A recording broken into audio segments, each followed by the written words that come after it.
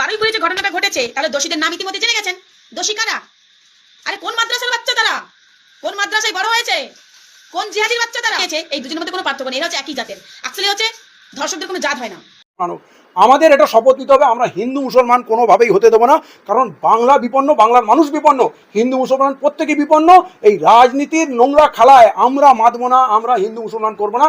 প্রতিবাদ শান্তিপূর্ণভাবে চলবে, বিচার আমরা চাইবো, এবং বাংলার শেষ কথা বাংলার মানুষ বলবে। ঘটনা ঘটানো হচ্ছে পশ্চিমবাংলায়, বিশেষ করে সাউথ 24 পরগনায় পয়সা দিলে মার্ডার করবে এমন লোক প্রচুর আছে। তাহলে এর মধ্যে ধর্মীয় অ্যাঙ্গেল এনে ঘটনাটাকে ঘুরিয়ে দেওয়ার জন্যে এই কাণ্ড করানো হয়নি তো আমার সন্দেহ হচ্ছে। কিন্তু পুলিশ কি করবে সেটা শুভেন্দুবাবু জানেন। পুলিশ এখন পর্যন্ত যা কাজ করেছে, এই পীড়িতা মেয়ের ঘটনাতেও যে দায়িত্বজ্ঞানহীন কাজ করেছে, তদন্ত করেনি, লাশ উদ্ধারের চেষ্টা হয়নি, অপরাধীকে ধরার চেষ্টা হয়নি, বরঞ্চ অপরাধীকে ছেড়ে দেওয়ার ঘটনা হয়েছে। তো সেই ক্ষেত্রে মুখ্যমন্ত্রীও গিয়ে যে কথা বললেন অত্যন্ত দুঃখজনক। উনি বললেন রেল লাইন উপরে ফেলা হয়েছে, ছাড়বো না, ঘরে ঢুকিয়ে দেবো, দেখে নেবো। আপনি এরকম হম্বিতম্বি করে কথা বলেন কারণ তো একটা মুখ্যমন্ত্রী। আপনি আগে দেখুন রেল লাইন উপড়ানো হয়েছে কিনা, পুলিশের গাড়ি জ্বালানো হয়েছে কিনা। তাহলে আপনার মতো দায়িত্বশীল মানুষ যদি মিথ্যা ভাষণ দেয় এবং সেইটাকে বলেন যে আমি ওদেরকে ছাড়বো না, তাহলে ওই ঘটনাগুলো তো সাইড এফেক্ট, এবং ওখানে কোনো রেল লাইন উপড়ানো হয়নি, পুলিশের গাড়ি পোড়ানো হয়নি। তাহলে আপনি যদি দায়িত্বজ্ঞানহীন মন্তব্য করেন তাহলে এটা খুব চিন্তার ব্যাপার। এবং বিগত দিনে দিলীপ ঘোষ ছাড়া আরও অনেকে এত উত্তেজক এবং সাম্প্রদায়িক বক্তব্য দিয়েছে, তাতে রাজ্যের আকাশে বাতাসে বারুদ ভরে গেছে, হিংসা একটা পরিবেশ তৈরি হয়েছে। এই কারণে পশ্চিমবাংলাবাসীর এখন কিন্তু বড় দায়িত্ব শান্তি বজায় রাখা। এই সরকার কি করবে আমি জানি না, কারণ সরকার নিজেই উস্কানি দিচ্ছে, উত্তেজনা ছড়াচ্ছে, সব করছে। মাঝে হুমায়ুন কবিরও ওই সাটাভাঙা মার দেবো বলে মুসলমান দিয়ে নামলো, একটা বিচ্ছিরি ঘটনা ঘটালো। এরা একে অপরের পরিপূরক, এরা পরিবেশ নষ্ট করছে। এই যে নতুন সরকার লাখ লাখ মানুষের জীবন জীবিকা কেড়ে নিল, এই যে হকার উচ্ছেদ হলো, বাড়িঘর তছনছ হয়ে গেল, রাস্তাঘাটে দোকানপাট ভেঙে দিল, এই যে রাঁধুনিদের মিড ডে মিলের কাজ চলে গেল, এই যে টোটোদের রাস্তায় উঠতে দেবে না, এই যে ভিখারিদের ভিক্ষা করতে দেবে না, হকারদের ট্রেনে উঠতে দেবে না, অজস্র মানুষের জীবন জীবিকা তছনছ হয়ে গেল এই ভরা বর্ষায়। কোথায় যেন সেই ইস্যুগুলো, সেই চোখের জলগুলো যেন কোথায় ভেসে গেল। প্রথমে এলো ওই সাটাভাঙা মার, তার পাল্টা মুখ্যমন্ত্রীর বিধানসভায় হুঙ্কার, দেখা গেল হুমায়ুন কবিরের শেষ পর্যন্ত কিছু হলো না, এবং উনি গুন্ডা দমন আইনটাকে সমর্থন করে দিলেন। তার মানে হুমায়ুন কবির জানে ওই আইনটা আমার উপরে লাগু হবে না, এই সরকার আমার বন্ধু সরকার, তাই তিনি নেচে নেচে সমর্থন করে দিলেন যে আমি সেফ থাকবো, আমার কিছু হবে না। পশ্চিমবাংলার মানুষ মরে মরে কোথাও না কোথাও আমি এদের সাঁড়গাঁট ঘটাপ দেখতে পাচ্ছি। তারপরে দেখুন এই মেয়েটির ঘটনা ঘটানো হলো, পুরো পশ্চিমবাংলা উত্তাল।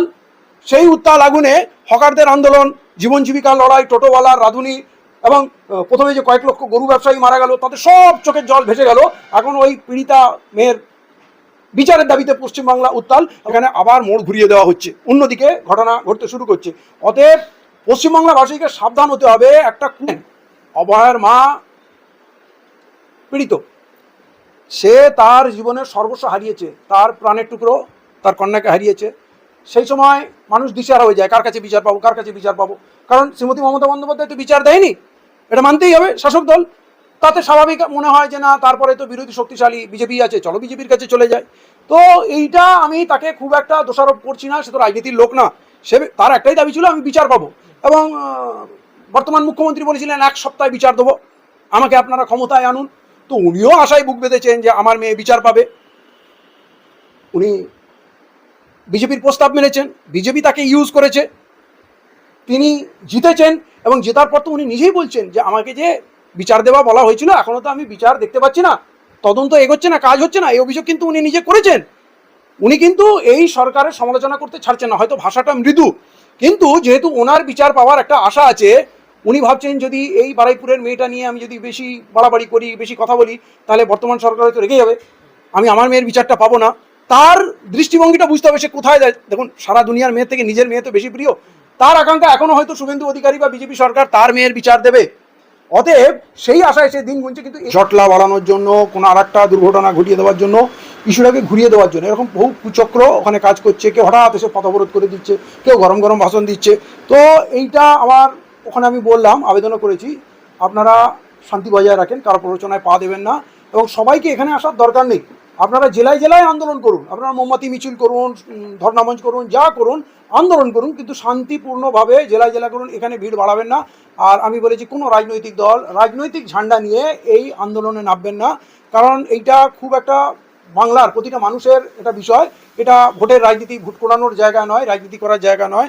আপনি যদি রাজনীতি করেন তাহলে এই আওয়াজটা দুর্বল হবে। এটা মানুষের বেদনার আওয়াজ, মানুষ হয়ে আসুন। রাজনীতি করার জন্য, ভোটের রাজনীতি করার জন্য, ঝান্ডা টান্ডা করার জন্য অনেক সময় পড়ে আছে, সময় পাবেন, কিন্তু এই মুহূর্তে এটা রাজনৈতিক রং দেবেন না। তো আমার বার্তার কিছু ফল পাচ্ছি, সেটা আমার কথার জন্য পাচ্ছি বলছি না, আমি দেখছি জেলায় জেলায় বিভিন্ন জায়গায় ব্যানার নিয়ে শাস্তির আবেদনে, বিচারের আবেদনে মানুষ পথে নামছে এবং মহিলারাও পথে নামছে। এইটা ব্যাপকভাবে পুরো রাজ্যে করতে হবে এবং একটা মূল মন্ত্র থাকবে অপরাধ। আচ্ছা, হুমায়ুন কবির কি এটা এই বক্তব্য দিয়ে গ্রেপ্তার হলেন না তো? আলটিমেটলি তো দিলীপ ঘোষকে গ্রেপ্তার হতে হলো না, হুমায়ুন কবিরকে গ্রেপ্তার হতে হলো না, তাই তো? গ্রেপ্তার হলো কারা?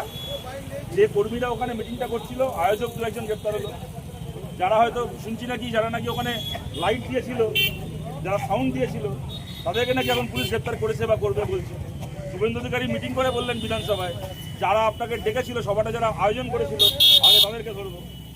সুতরাং এই রাজনীতিতে আমাদের বুঝতে অসুবিধা হচ্ছে। আজকে এখানে সভা হচ্ছে, আমি এখানে যে উল্টোপাল্টা কথা বলবো, তাদের লোকে আমায় গ্রেপ্তার করবে না, পুলিশ আমায় গ্রেপ্তার করবে না, এখানকার যারা আয়োজক তাদেরকে গ্রেপ্তার করে নেবে। এর মানেটা কি? গরিব একজন কর্মী, মানে এই হুমায়ুন কবিরের যে পার্টি, সেই পার্টির একজন বুথ স্তরের গরিব কর্মী, সে জেল খাটবে, কিন্তু হুমায়ুন কবির বিজেপির কাছ থেকে বাবরি মসজিদ করার নাম করে বাবরি মসজিদের জিকির তোলার জন্য 10 কোটি টাকা পাবে। ওর ভিডিওতেই আপনারা শুনেছিলেন। এই রাজনীতি করে করে আজকে পশ্চিমবাংলায় বিজেপি ক্ষমতায় আছে। যখন হুমায়ুন কবির বলেছিল 30% হিন্দুকে কেটে ভাগীরথীতে ভাসিয়ে দেবো, তখন মমতা ব্যানার্জি হুমায়ুন কবিরকে গ্রেপ্তার করেনি। কিন্তু ওই রাজনীতি করে মমতা ব্যানার্জি আবু তাহেরদেরকে আর ওই ওদের বাকি ওই ইউসুফ পাঠানদেরকে মুর্শিদাবাদ থেকে ভোটে জিতিয়ে নিয়েছিল। করে কি হলো? এখন যখন সরকারটা পাল্টে গেল, তখন ওই আবু তাহের আর ইউসুফ পাঠান তখন বিজেপির সাথে লাইন করে নিল। মাঝখান থেকে পশ্চিমবাংলার সাধারণ মানুষের ঘরের উপর বিজেপি সরকার এসে বসে। ওই জন্য আপনাদেরকে আবেদন করছি, হুমায়ুন কবিরকেও সমর্থন করবেন না, হুমায়ুন কবিরের এই রাজনীতিও সমর্থন করবেন না, দিলীপ ঘোষের এই রাজনীতিও সমর্থন করবেন না। যদি একটাকে ছেড়ে একটাকে সমর্থন করেন, তাহলে কেউ ওইটাকে দেখিয়ে মুসলমান এলাকায় পার্টি করবে, কেউ ওইটাকে দেখিয়ে হিন্দু এলাকায় রাজনীতি করবে, করে হিন্দু মুসলমানে আরও বিভেদ বাড়বে, আর ওই বাঁদরের পিঠে ভাগ করার মতো করে দিনের পর দিন বিজেপি করে কমে খাবে। তাই যে রাজনীতি করেছে হুমায়ুন কবির, ওই রাজনীতির জন্য আজ কেন হুমায়ুন কবির বলেনি আজকে হুমায়ুন কবিরের এই বক্তব্যকে নিয়ে প্রশ্ন করছেন। কদিন আগে হুমায়ুন কবির এই কথাটা বললো না যে আমি বাবরি মসজিদের জিকির তুলেছিলাম বলে পশ্চিমবাংলায় বিজেপি 200 উপর সিট পেয়েছে, এবার আমি দায়িত্ব নেবো যাতে লোকসভায় বিজেপি আরো বেশি সিট পেতে পারে পশ্চিমবাংলা থেকে। ভালো লেগেছিল কথাটা শুনতে হুমায়ুন কবিরের মুখে? ভালো লাগলো, আনন্দ হলো কথাটা শুনতে। সুতরাং যদি প্রতিবাদ করতে হয়, যদি আপত্তি করতে হয়, তাহলে দিলীপ ঘোষ আর হুমায়ুন কবিরের বক্তব্যের একসঙ্গে বিরোধিতা করা উচিত। শুভেন্দু অধিকারী তো স্বাভাবিকভাবে কোনো বিজেপির কোনো নেতা যখন সাম্প্রদায়িক কথা বলবে তাকে গ্রেপ্তার করবে না, তার বিরুদ্ধে কিছু বলবে না। কোনো মুসলিম নেতা কোনো সাম্প্রদায়িক কথা বললে তার বিরুদ্ধে খালি বলবে, কারণ ওটাই বিজেপির রাজনীতি। কিন্তু আমি যদি কমিউনিস্ট পার্টি করি, আমি তার উল্টো রাজনীতি করতে যাবো কেন? যে আমি যদি হুমায়ুন কবির কোনো এরকম কথা বলে, আমি হুমায়ুন কবিরকে চোখ কান বুঝে সমর্থন করবো।